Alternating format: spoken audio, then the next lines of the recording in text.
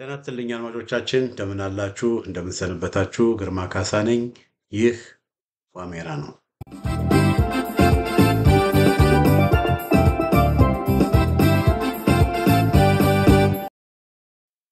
በዛሬው የዋሜራ መርሃ ግብራችን በፋኖ አንድነት ዙሪያ ላይ እናተኩራለን። በወሎ ሁላችሁም እንደምታውቁት ከመስከረም 14 ጀምሮ እስከ መስከረም 30 ባለው ጊዜ ውስጥ የአማራ ፋኖ ብሔራዊ ኃይል ያሳምነው እዝ የአማራ ፋኖ ብሔራዊ ኃይል የሚኒሊክ እዝ የወሎ ፋኖች በጣም በሚያስገርም ሁኔታ በብዙ ወረዳዎች የተለያዩ ዘመቻዎችን በማድረግ ከፍተኛ ስትራቴጂክ የሆኑ ድሎችን ማስመዝገባቸውን በርካታ ወረዳዎችንም ደግሞ በአሁኑ ጊዜ ተቆጣጥረው እያስተዳደሩ መሆናቸውን በስፋት ዘግበናል። እዙ የሚኒሊክ እዝ የወሎ ፋኖች ከጥቅምት 1 ጀምሮ የሳጀን አደማሊን ዘመቻ መጠናቀቁን ይፋ አድርገዋል። በዘመቻ መልክ እየተደረገ ያለ ሜጀር የሆነ ኦፕሬሽን የለም። ሆኖም ግን እዙ ያ ማለት የሳጀን አደማሊ ኦፕሬሽን ተጠናቀቀ ማለት ሌሎች ስራዎች እየተሰሩ አይደለም ማለት አይደለም። አሁንም ውጊያው በብዙ ቦታዎች ቀጥሏል። የተወሰኑ ውጊያዎች ፋኖቹ ራሳቸው በእነሱ አነሳሽነት የተጀመሩ አንዳንድ ያገዛዙ ኃይሎች በአንዳንድ አካባቢዎች በሚያደርጉት እንቅስቃሴ ዙሪያ ላይ የደፈጣ ውጊያዎችንም በማድረግ በተለያየ መንገድ ያገዛዙንም ኃይል የበለጠ የማዳከም ስራ እየተሰራ ነው። እንደዚሁም ደግሞ አገዛዙም ራሱ በተደራጀ መልኩ በተዋቀረ መልኩ ያጣቸውን ወረዳዎች መልሶ ለመቆጣጠር የፋኖን ኃይሎችንም ደግሞ እንደገና ለመምታት ከፍተኛ ሰራዊት ከመሃል ሀገር በማምጣት በድሮን በመካናይዝድ በተለያየ መንገድ መልሶ የማጥቃት ስራዎችንም እያደረገ ነው ያለው። ያንንም አስከትሎ ፋኖችም ደግሞ ራስን የመመከት ስራ እየሰሩ ነው እና ኦሊኖል በወሎ ያለው ሁኔታ በወሎ በፋኖ ዘንድ ያለው ወታደራዊ ሁኔታ እጅግ በጣም የሚያስደስትና የሚያስደምም ነው።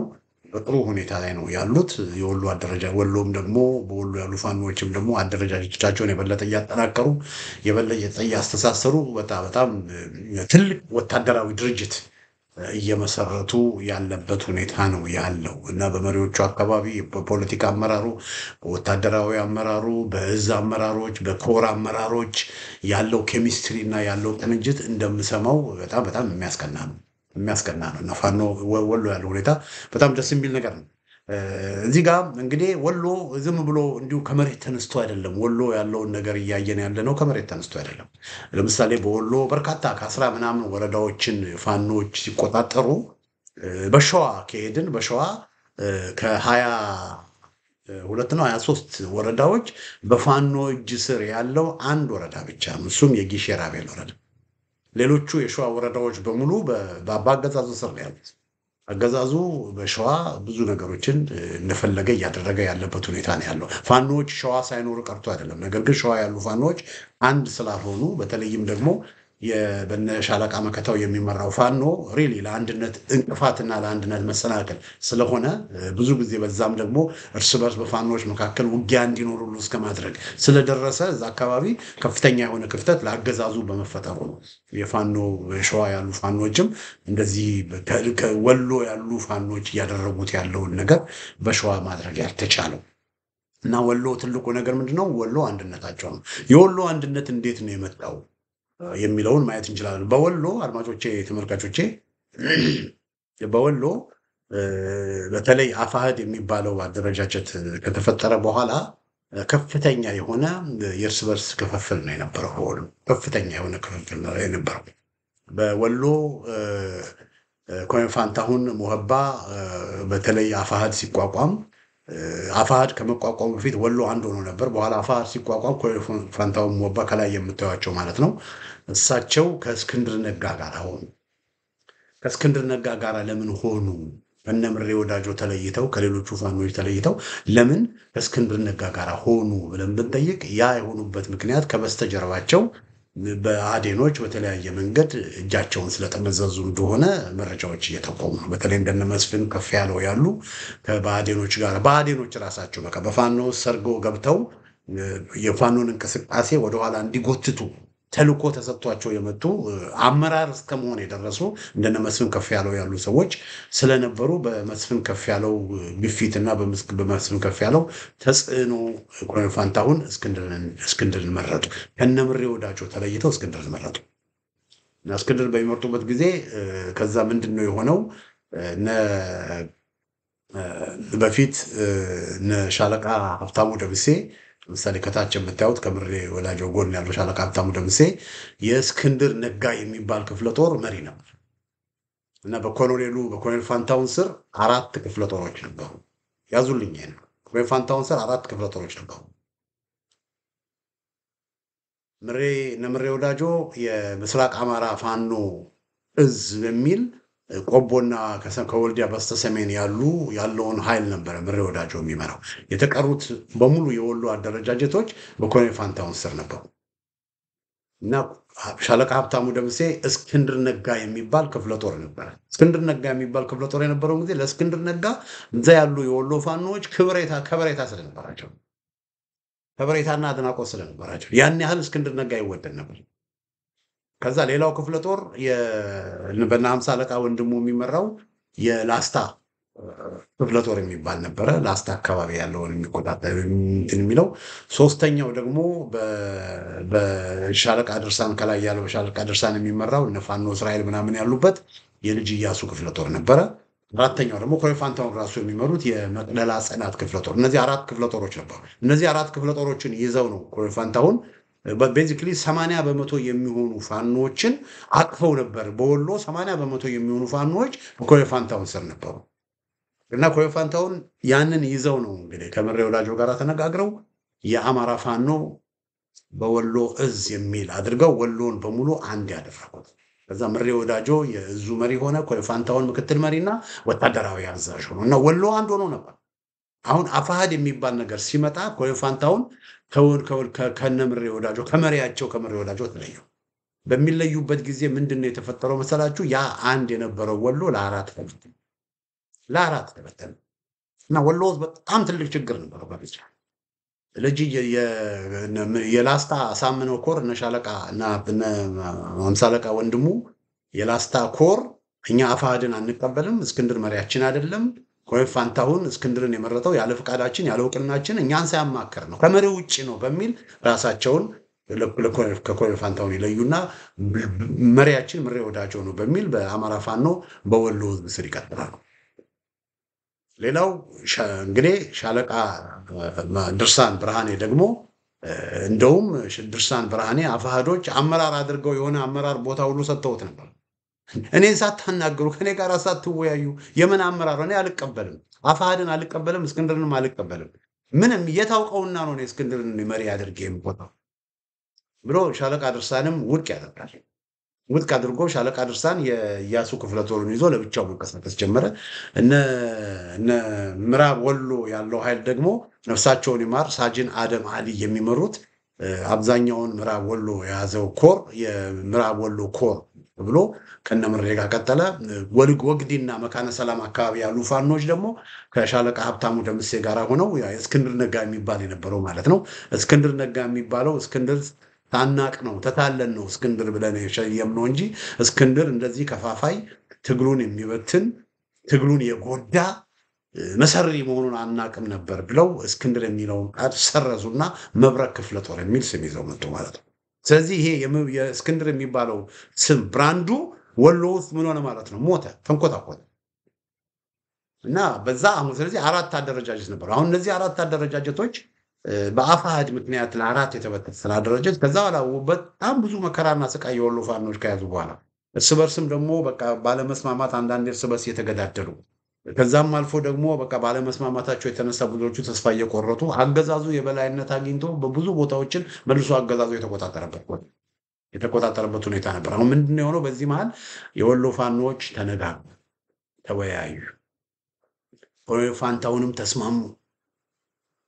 ስለዚህ አራቱም አንድ ላይ ሆነው ይሄ አፋሃድ የሚባለው ለወሎ እርግማን ነው የፈጠረው፣ ለወሎ ችግር ነው የፈጠረው በሚል ተነጋግረው ኮሎኔል ፋንታሁንም ተስማምተው ልክ ሻለቃ ሀብቴ ወልዴ በጎንደር እንዳደረገው እሳቸውም ተስማምተው አምነው ከወንድሞቻቸው ከነምሬ ከነድርሳን ከነሀብታሙ ጋር ሆነው ወሎን አንድ ላይ ያደርጉ ተስማምተው ከጨረሱ በኋላ መጨረሻ ሰዓት ላይ እሳቸው ሀሳባቸውን ሀሳቤን ቀይሬያለሁ ብለው ሳይገኙ ጋር ከዛ ሶስቱ አደረጃጀቶች ግን መርጦ ላይ የመርጦ ዴክላሬሽን ተብሎ የሚታወቀው መርጦ ላይ ተነጋግረው የአማራ ፋኖ በወሎ ቤተ አማራን ይሰራሉ። ስለዚህ ወሎ ምን ሆነ ማለት ነው? ወሎ መሬ ወዳጆ መሪ ሆነ፣ ድርሳን ምክትል መሪና ወታደር አዛዥ ሆነ። ከታች የምታዩት ደግሞ ሀብታሙ ደምሴ የድርሳን ምክትል ወታደራዊ ያዘችው እና ወሎን ምን አደረጉት? ወሎን አንድ አደረጉ።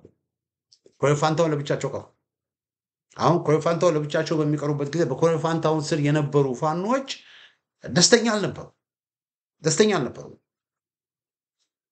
ስለዚህ ምን ሆነ? የእነ ምሬ ወዳጆ ከሌሎች የፋኖ አደረጃጆቻቸው ጋር ሆነው የአማራ ፋኖ ብሔራዊ ኃይል መሰረቱ። የአማራ ፋኖ ብሔራዊ ኃይል ሚኒሊክ እዝ ሆነው ቀጠሉ ማለት ነው። አሁን በዚህ ሁኔታ ነው እንግዲህ እያለ ከዛ ኮሎኔሉ በዚህ ሁኔታ እያሉ ኮሎኔሉ በእሳቸው ስር የነበሩ ኃይሎች በሙሉ ቀስ በቀስ ወደ እነ ምሬ ወደ አፋብኃ መምጣት ጀመሩ። እና አሁን ምንድን ነው የሆነው? አድማጮቼ፣ ተመልካቾቼ የአፋሕድ መቃብር በወሎ ያልኩበት ምክንያት በኮሎኔሉ ስር የነበሩ በርካታ ኃይሎች የጽናት ክፍለ ጦር ምናምን የሚባሉ በርካታ ኃይሎች በተለይ ደላንታ አካባቢ፣ ጉባ ላፍቶ አካባቢ የሚንቀሳቀሱ በኮሎኔል ፋንታሁን ስር የነበሩ ቆይተዋል። ከአፋብኃዎች ጋር አብረው መስራት ከጀመሩ ኮሎኔሉ ለብቻቸው የተወሰነ ታጣቂዎችን ይዘው ወደ ቆይ ላሳያችሁ አንድ ካርታ ወደለ እዚህ ጋር እንደምታዩት ነው። እዚህ ጋር የምታዩት ምንድነው? ኮሎኔሉ ደላንታ አካባቢ ነበሩ። ከደላንታ ወደ በዋድላ አድርገው በዛ በሸለቆ በበሽሎ ወንዝ ምናምን አካባቢ በሸለቆ አድርገው ወደ ዳውንት ወረዱ። ዳውንት ላይ ነበረ ሁላችሁ የምታስታውሱት ከሆነ ዳውንት ላይ ይሄ ከነገበየው ወርቅነህ ጋር የአዲስ አበባ ገዳይ ነፍሰ ገዳይ ከነገበየው ወርቅነህ ከሚመሩት ኢጋድ ጋር ከአሜሪካን ከአውሮፓ ህብረት ከምናምን ጋር ድርድር አደረግን ብለው አፋሕዶች በዳውንት ነበር የተሰበሰቡት፣ ኮሎኔሉም ባሉበት ማለት ነው። ከዛ ከዳውንት አገዛዙ ሲመታቸው የተወሰነውን ኃይል ይዘው ኮሎኔል ፋንታሁን ወደ ታች ጋይንት ወረዱ። ከታች ጋይንት ደግሞ በጎንደር ውስጥ በአፋሕድ ምክንያት በተፈጠረው ግጭት እርስ በርስ ሲገዳደሉ እነ ከፋለ ወደሰ የሞቱ ጊዜ እንደገና ሽሽት ኮሎኔሉ ከታች ጋይንት ወደ መቅደላ መጡ። ከመቅደላ ወደ ላይ ሳይንት መጡ። ከላይ ሳይንት ወደ ለጋምቦ መጡ። ለጋምቦ ወረዳ ተመልክቷቸው። ከለጋምቦ ወረዳ ወደ ካላላ ገቡ። ከካላላ እንደገና ወደ ደብረ ሲና ገቡ። ከደብረ ሲና ወደ ጎጃም ድንበር በሚደርሱበት ጊዜ ከጎጃም ፋኖች ጋር ተኩስ ተተኮሱ። ከዛ ሸሽተው እንደገና ወደ ታች ሳይንት መጡ። ከታች ሳይንት ደግሞ እንደገና ወደ ካላላ መጡና ከካላላ በአሁኑ ጊዜ ኮሎኔል ፋንታሁን የት ነው የሚገኙት? ኮሎኔል ፋንታሁን ደገር አካባቢ ነው የሚገኙት። እነዚህ ሁሉ እዚህ ጋር የምታዩቸው ኮሎኔል ፋንታሁን ሞባ ናቸው።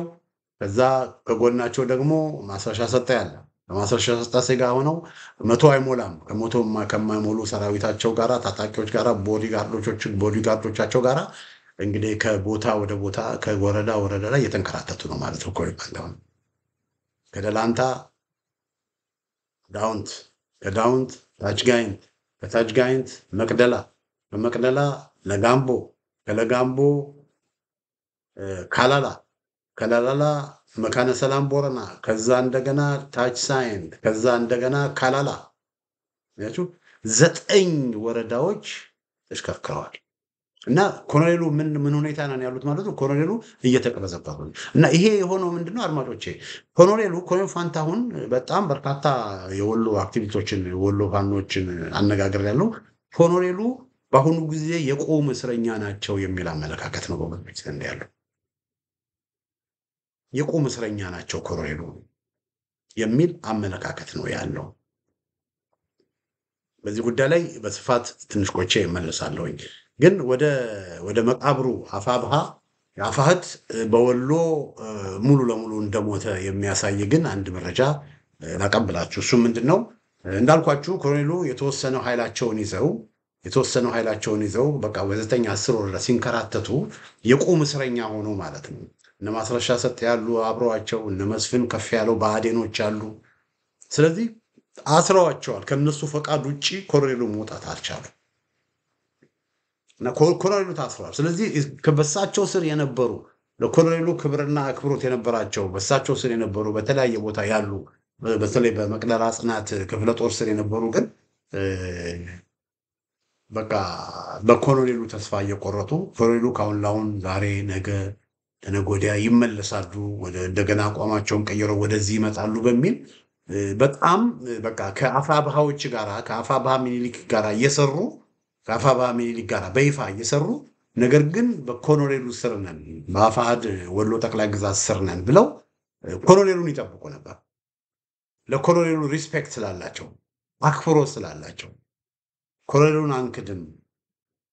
ኮሎኔሉ አፋሕድን እንደማይፈልግ እናውቃለን። ከእስክንድር ጋር መቀጠል እንደማይፈልግ እናውቃለን።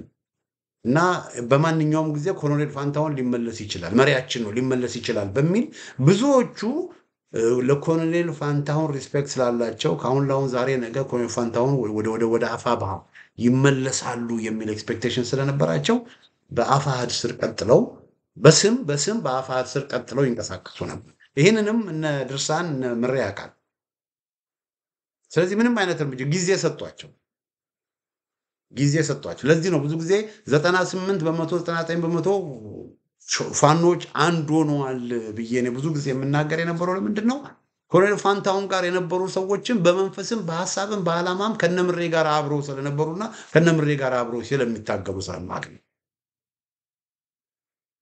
በይፋ ባይናገሩትም እንዳልኳችሁ ኮሎኔል ፋንታሁንን መካድ ስላልፈለጉ ኮሎኔል ፋንታሁን ሪስፔክት ክብር ስላላቸው ኮሎኔል ፋንታሁንን ትተን ወደ ሌላ አንሄድም በሚል እስቲ ኮሎኔል ፋንታሁንን ትንሽ ጊዜ እንስጣቸው በሚል ለሳቸው ሲሉ ቆዩ እንጂ ልባቸው፣ አስተሳሰባቸው፣ ፍላጎታቸው ከአፋሕድና ከእስክንድር ነጋ ከወጣ በጣም ቆይቷል። ለዚህ ነው አፋሕድ ምንም ድጋፍ የለውም ብዬ ስናገር ነው። እና አሁን ግን ምንድነው የሆነው? በተለይ አሁን በሰሞኑን በተደረገው ዘመቻ እነዚህ በኮሎኔል ስር የነበሩ በተለይ ፋኖች የነበሩ ፋኖች በብዙ ቦታዎች ለምሳሌ ስታሽን የተቆጣጠሩት የደጋው መብረቅ ክፍለ ጦር የሚባል ነበር። በኮሎኔሉ ስር የነበረ ኦፊሻሊ ወደ አፋብኃ ያልተቀላቀለ ግን በተግባር ከአፋብኃ የገባ ከአፋብኃ ጋር አብሮ የሚሰራ የደጋው መብረቅ ክፍለ ጦር የሚባል ነው።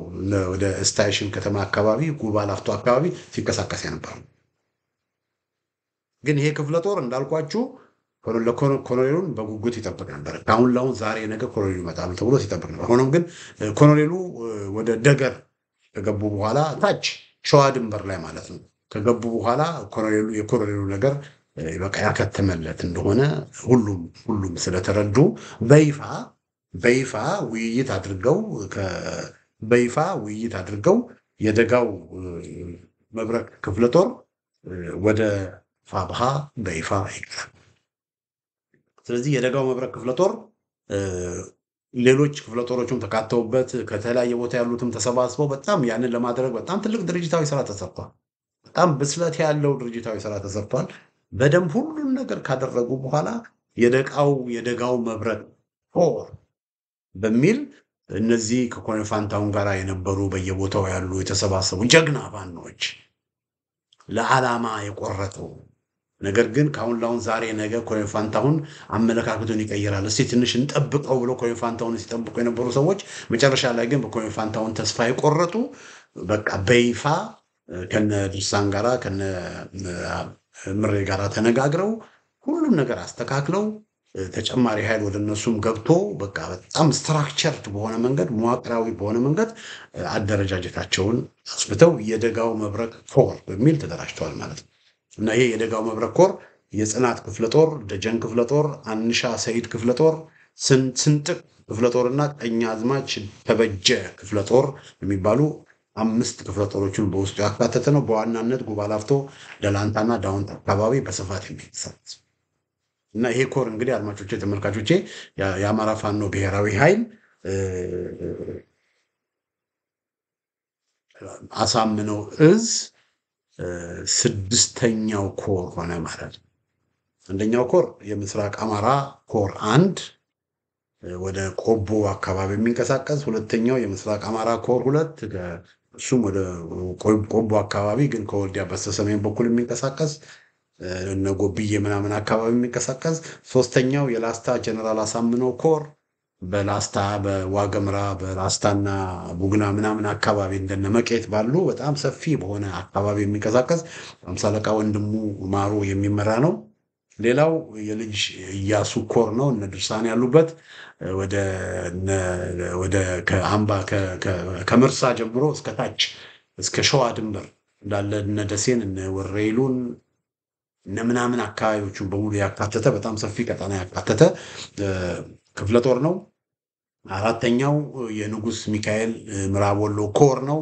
ይሄ ንጉስ ሚካኤል ምዕራብ ወሎ ኮር በሻለቃ ሀብታሙ ደምሴ የሚመራው ከመቅደላ ጀምሮ እስከ ታች እስከ ወግዲ ድረስ ያለውን አባይ በረሃ ያለውን እንደነ አማራ ሳይንት፣ ታች ሳይንት፣ ላይ ሳይንት፣ ቦረና፣ ለጋምቦ፣ ሰካላ፣ ጃማ፣ ወግዲ የመሳሰሉትን ቦታዎች በሙሉ የሚቆጣጠረው የምስራቅ የንጉስ ሚካኤል ምዕራብ ወሎ ኮር ነው። ይሄ ንጉስ ሚካኤል ምዕራብ ወሎ ኮር በጣም ከፍተኛ የሆነ በጣም ሰፊ ቦታ ስለሆነ ያለው አንዳንድ የአደረጃጀት ክፍተቶችን በብዛት ስለነበሩ ይህን አደረጃጀት ክፍተቶችን በመሙላት እንደነ ኮሎኔል ፋንታሁን መኮይ ያሉ ወደዛ አካባቢ ተሰማርተው በጣም በተደራጀና በጣም አመርቂ በሆነ ቦታ በምዕራብ ወሎ ያለው ስራ በጣም እየተሰራ ነው እና እንግዲህ አሁን ይሄ የደጋው መብረቅ ኮር እንግዲህ ተጨማሪ 6ኛ ኮር ነው ማለት ነው። ወሎ እንግዲህ ያለው ሁኔታ ይሄን ይመስላል አድማጮች። ኮሎኔል ፋንታሁን እንዳልኳችሁ ከመቶ ያነሱ ሰዎች ጋር ሆነው እዚህ ጋር እንደምታዩት እነ ማስረሻ ሰጠ ያሉ እነ መስፍን ከፍ ያለው ከአማራ ክልል ምክትል ርዕሰ መስተዳድር ጋር ሲመክር ኦዲዮ የወጣበት ሰው ነው እና በአዴኖች ናቸው እነዚህ እና ኮሎኔል ፋንታሁን በቃ መንቀሳቀስ አይችልም። ኮሎኔል ፋንታሁን ወዴትም ቦታ መንቀሳቀስ አይችልም። በቃ በእነ ማስረሻ ሰጠ በእነ መስፍን ከፋሉ ምን ሆነዋል? ታስረዋል። እዚህ አካባቢ ልብ በሉልኝ። ይሄ አካባቢ ደገር ከለላ አካባቢ ነው እና ይሄ አካባቢ እዚህ ጋር ሌላ ካርታ ላሳያችሁ። ይሄ አካባቢ ሚዳ ወራሞ ጎን ነው ያለው። ትንሽ ሄድ እንዳላችሁ ሚዳ ወራሞ ሸዋ ትገባል። እዛ አካባቢ የነመከታው ፋኖች አሉ። የኮሎኔል ፋንታሁን ለምንድን ነው ወደዛ የማይሄዱት? የማይሄዱበት ምክንያት ለምንድን ነው መሰላችሁ? ወደ እነመከታው ከገቡ ወደ ሚዳ ወራሞ ኮሎኔል ፋንታሁን ከገቡ እነዚህ በአዴኖች በኮሎኔል ፋንታሁን ላይ ጫና ማሳደር አይችሉም። ኮሎኔል ፋንታሁን ላይ ጫና ማሳደር አይችሉም። ስለዚህ ኮሎኔል ፋንታሁን ከስር ሊወጡ ይችላሉ ከቆም ስር። ስለዚህ አሁን እሳቸውን አስረው አሁን የተፈለገው ምንድነው? እሳቸውን እነ ምሬ ወዳጆ አፋብኃ በእሳቸው ላይ ተኩሶ በእሳቸው ላይ እርምጃ ወስዶ በወሎ ውስጥ ቀውስ ለመፍጠር ነው የሚፈለገው። ያን ነው የሚፈለገው። ይህንን ደግሞ እነ ምሬ ወዳጆ ስላወቁ አንደኛ ለኮሎኔል ፋንታሁን ትልቅ ክብር አላቸው። አሁን ድረስ እኔ አንዳንድ የወሎ ፋኖችን አነጋግሬ ኮሎኔሉን እኮ እኛ እንፈልጋቸዋለን፣ ኮሎኔሉ እኮ ትልቅ ሰው ነው፣ ትልቅ ነገር ሊያደርግ የሚችል ሰው ነው፣ ጀግና ነው፣ እሱን ማጣት አንፈልግም ብሎ ነው የነገሩኝ። ባይገርማችሁ አሁን ድረስ ኮሎኔሉ ለብቻቸው ከወረዳ 9 ወረዳ ሲያዋክቡ ሲንቅበዘበዙ አሁን ድረስ የአፋብኃ ሚኒሊክ እዝ ፋኖች በኮሎኔሉ ላይ ያላቸው አመለካከት አልቀነሰም። ለኮሎኔሉ አሁን ትልቅ ክብር ነው ያላቸው። ኮሎኔሉ ይህንን ያውቃሉ። ግን ኮሎኔሉ መምጣት አልቻለም። ለምን? ጥይት ግንባራቸው ላይ ተደርጎ የቆመ እስረኛ ሆነ። ኮሎኔሉ ከዚህ በፊት ወሎን በሙሉ አንድ ለማድረግ ከተስማሙ በኋላ ሀሳባቸውን የቀየሩት ተገደው ነው የሚል እምነት ነው ያለኝ። ተገደው ነው። እነ መስፍን ከፋለው አስገድደዋቸው ነው። ከቦታ ወደ ቦታ ደግሞ ይወላችሁ እነ ማስረሻ ሰጤ ጎናቸው ሆኖ ከቦታ ወደ ቦታ የሚንከራተቱም ደግሞ ማስረሻ ሰጤ ቀጥታ ከነተመስገን ጥሩነህ ጋራ የሚሰራ ነው ተብሎ ነው ብዙዎቹ እየተናገሩ ያሉ። ስለዚህ የብአዴን ስብስቦች ብአዴኖች ኮሎኔሉን ከበው ኮሎኔሉን አስረው የቁም እስረኛ አስረው ኮሎኔሉ ከባዕዴን ሰዎች ውጪ መሆን አልቻሉም። በቃ ታስረዋል፣ የቁም እስረኛ ሆነዋል። ስለዚህ ሊሆን የሚችለው ኮሎኔሉን ወይ ወደ አለቆቻቸው ሲሄዱ መልሰው ለአገዛዙ አሳልፎ ይሰጧቸዋል። አገዛዙም ደግሞ ወይም ፋንታሁንን ማረኩ ብሎ ፕሮፓጋንዳ ይሰራል። ወይም ደግሞ በኮሎኔል ፋንታሁን ላይ አንድ ነገር አድርገው እነምሬን አደረጉባቸው ብለው ለኮሎኔል ፋንታሁን ፍቅርና ክብር ያለውን ማህበረሰብ በእነምሬ ላይ ለማስነሳት ዘመቻ ሊሰሩ ይችላሉ። ይሄ ሁሉ በሚሆንበት ጊዜ ግን ልብ በሉ አድማጮቼ፣ ተመልካቾቼ፣ ኮሎኔል ፋንታሁን ከደላንታ ተነስተው ያንን ሁሉ እንደገና ጎንደር ገብተው ከጎንደር ሲመለሱ የአፋብኃ ሚኒሊክ እዝ በ100 ሜትር በምናምን እያዩዋቸው ነው። በቀላሉ ተኩሱ ከፍተው ሊቆጣጠሯቸውና ሊይዟቸው ይችላል። ግን ያንን ማድረግ አልፈለጉም። ለምን? እነምሬ ፋኖ ላይ አንተኩስም፣ ኮሎኔል ፋንታሁን ላይ አንተኩስም፣ በቃ ይለፍ ግድ የለም አሳልፉት እየተባለ በቃ ኮሎኔል ፋንታሁን ከአንድ ቦታ ወደ አንድ ቦታ ከአንድ ቦታ ወደ አንድ ቦታ ከአንድ ቦታ ወደ አንድ ቦታ በሚጓዙበት ጊዜ የአፋብኃዎች ዝም ብለው አይተው ሲያሳልፉት ነው ነበር። ደገር እዚች በሰማያዊ ያከበብኳት ቦታ ደገር ላይ ይችን ደገር ከተማ የካላላ ወረዳ ዋና ከተማ ናት። ደገርን የአማራ ፋኖ ብሔራዊ ኃይል ሚኒሊክ እዝ ተቆጣጥሮ ነው ነፃ አውጥቶ ነበር። ልክ ሌሎች አካባቢዎችንም ነፃ እንደሆነ እነ ጃማ ደጎሎንም ነፃ እንዳወጣው ያን አካባቢ ተቆጣጥሮ ነበር የአማራ ፋኖ ሚኒሊክ እዝ የወሎ ፋኖች። አሁን እነ ኮሎኔል ፋንታሁን ከ90 ምናምን የሚል ሰራዊታቸው ጋር ወደዛ አካባቢ ሲመጡ አሁን ሊታኮሱ ሆነ። የዚህን ጊዜ እነ ሻለቃ ድርሳን ደገር ያለውን ጦር የአፋብኃ ጦር ደወሉና ለቃችሁ ውጡ፣ ግድ የለም ተውት፣ ይግባ እንዳትነኩት ብለዋል። አያችሁ። ከዛ ኮሎኔል ፋንታሁን ያለምንም ችግር እዛው ጋር እና ደገር አካባቢ ነው ያሉት። ማንም አሁን በቃ ከዚህ አካባቢ አፋብኃዎች በቃ ይሄን አካባቢ ለሳቸው ትተው ከሳቸው ራቅ ብሎ ነው። ለምን? የሚፈለገው በሳቸውና በእነምሬ መካከል ውጊያ እንዲከፈት ስለሆነ ዓላማው ያ እና በዚህ መልኩ ኮሎኔል ፋንታሁንን አግተው ኮሎኔል ፋንታሁንን ይዘው ኮሎኔል ፋንታሁንን አፍነው ይኸው በዚህ መልኩ ኮሎኔል ፋንታሁን እየተንከራተቱ ናቸው። ግን ወሎ ግን በጥቅሉ አንድ ሆኗል ወገኖች። አፋሕድ በወሎ ተከብሯል። አሁን በአፋሕድ ምክንያት ወሎ ውዝግብ የለም። በአፋሕድ ምክንያት ወሎ ንትርክ የለም። በወሎ ፋኖች መካከል ጭቅጭቅ የሚፈጥር ነገር የለም። ውዝግብ የሚፈጥር ነገር የለም። መከፋፈል የሚፈጥር ነገር የለም።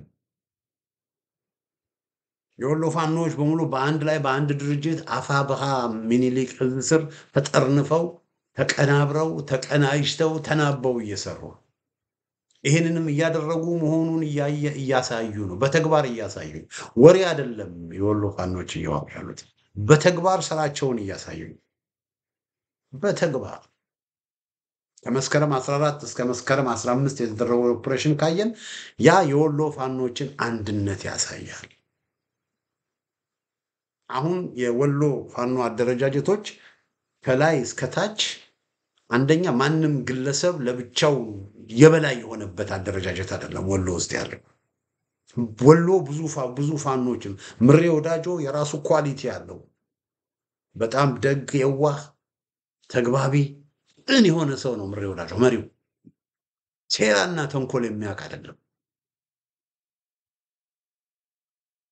እና በሱ ስር ያሉትንም ደግሞ አመራሮች የሚያሰራ ነው። ማይክሮ ማኔጅ የሚያደርግ አይደለም። ከነ ደርሳን ጋራ ከነ ሀብታሙ ደምሴ ጋራ ከነ ኮሎኔል ሞገስ ከነ ኮሎኔል አባይ ከነ ኮሎኔል ፋንታሁን መኮይ ጋራ ከነ በለጠ ሸጋው ጋራ የዘመቻ መምሪያ ኃላፊው ጋራ ተመካክሮ እንደ ወንድማማቾች አብሮ ሆኖ የሚሰራ ሰው ነው። መሪ አድርገው መረጡት እንጂ መሪ እንኳን መሆን የማይፈልግ ሰው መሪ ወዳጁ። እንደዚህ አይነት መሪ ነው ወሎዎች ያላቸው። እነ ሻለቃ ድርሳንን ብትወስዱ፣ እነ ሻለቃ ሀብታሙ ደምሴን ብትወስዱ በወታደራዊ ጥበባቸው በጣም የተካኑ በጣም አስተዋዮች። ይሄ እንግዲህ በፖለቲካ ዘርፉም ደግሞ በምታዩበት ጊዜ የወሎ የሚኒሊክ የፖለቲካ መሪዎች፣ የፖለቲካ ዘርፍ ኃላፊዎች እነ የወልዲያ ዩኒቨርሲቲ ዲን እና መምህር የነበረው እነ ኢንጂነር ሄኖክ አዲሴን በምታዩቸው ጊዜ እንደነ ሞገስ አራጋው ምክትል የፖለቲካ ዘርፍ ኃላፊው የህግ ባለሙያ ጠበቃ ነበረ።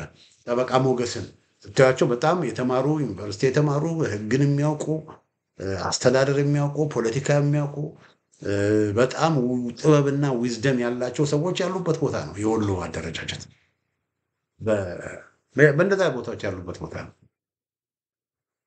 እና በጣም በተለይ ይሄ የተቆጣጠሯቸውን ወረዳዎች ራሱ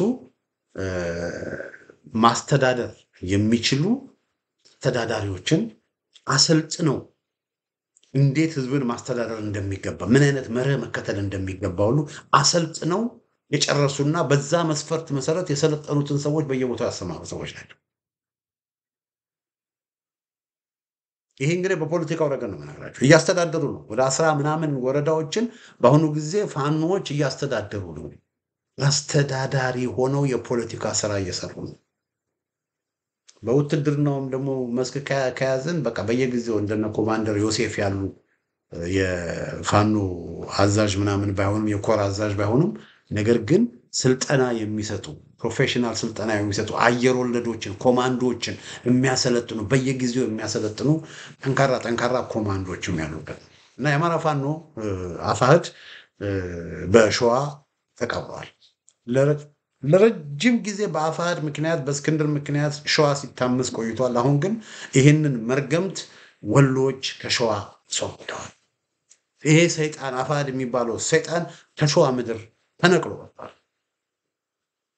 እና የደጋው መብረቅ ኮርም እዛ ውስጥ ያሉ ክፍለ ጦሮችም ኮሎኔል ፋንታሁን ሲጠብቁ የነበሩ ክፍለ ጦሮችም በቃ ኮሎኔል ፋንታሁን ያው የኮሎኔል ፋንታሁን ነገር ያበቅለት እንደሆነ ገብቷቸው በቃ የቁም እስረኛ እንደሆነ አውቀው ሙሉ ለሙሉ በአፋባ በመጠቅለል በአፋባ አደረጃጀት በመጠቅለል በቃ በጣም የሚያስደስት ስራ ነው የተሰራው እና አፋሕድ በወሎ ምድር ተቀብሯል። አባቶቻችን ተመልካቾቻችን አፋሕድ በወሎ ምድር ምን ሆኗል? በወሎ ምድር ተቀብሯል።